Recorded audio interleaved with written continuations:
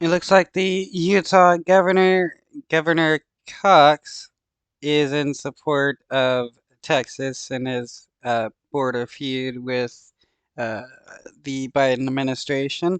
He is looking to pass a law in Utah that would allow the state to push against any federal laws they deem to be a burden to the state of Utah.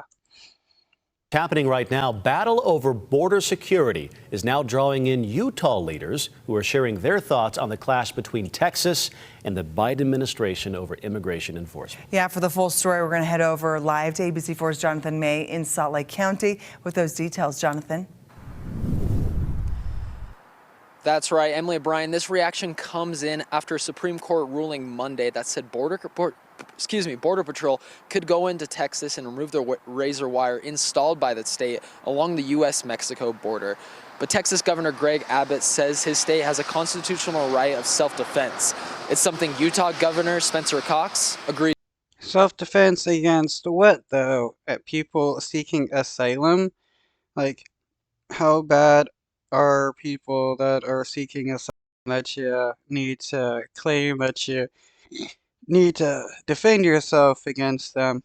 I mean, this is the same guy that said that they would shoot immigrants if the Biden administration wouldn't punish them for murder. With. You can see the razor wire along the border.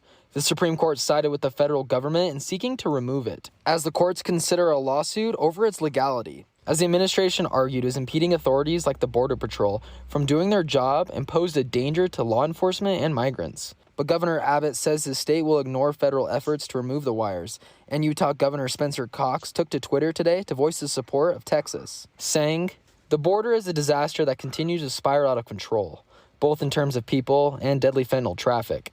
This is not a partisan issue. This is a national security issue. This is a common sense issue. This is an American issue." Utah thanks Texas and Governor Abbott for stepping up where the Biden administration has failed over and over again. And here's a map of all the state governors. You would think that Republicans would be in favor of immigration to help bridge the gap in the labor market that we have. There's a lot of people that could be working jobs that there's a lot of jobs that could be filled by people coming from overseas and over the border. So why not, let these people work as American citizens? I know there's a lot of right-wingers that are in favor of lowering the working age to 14 and allowing companies to hire migrant children to work and giving them protections from getting injured and the such like that. I counted that's also supporting Texas. You can see, looking at the map, the 25 states highlighted red. Today, U.S.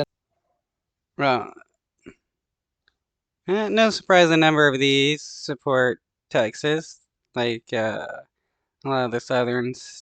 You got Indiana, Ohio, Mike Pence, and I forgot who's the governor of Ohio.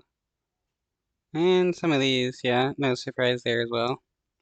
Senator Mitt Romney weighed in on the border, and former President Donald Trump. The reality is that we have a crisis at the border.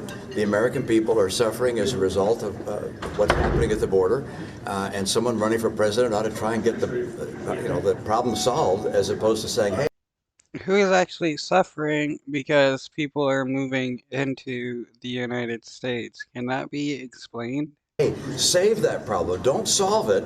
Let me take credit for solving it later. With Texas feuding with the federal government over the border, Utah lawmakers are considering opening the door to doing it themselves. Senate Bill 57, the Utah Constitutional Sovereignty Act, got a favorable recommendation in committee yesterday. The bill's sponsor explains how it works. What this bill tries to do is give a pathway where we in the state of Utah, in the legislature, can create something that says to the federal government, by way of not requiring our agencies to be complicit in a particular rule, to say you have overburdened the people of the state of Utah. You've harmed us in some way.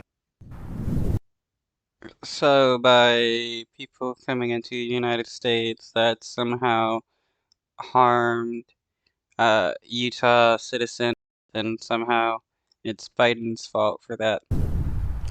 Sandals says over the course of his legislative career, he has been concerned with the balance of state governments and federal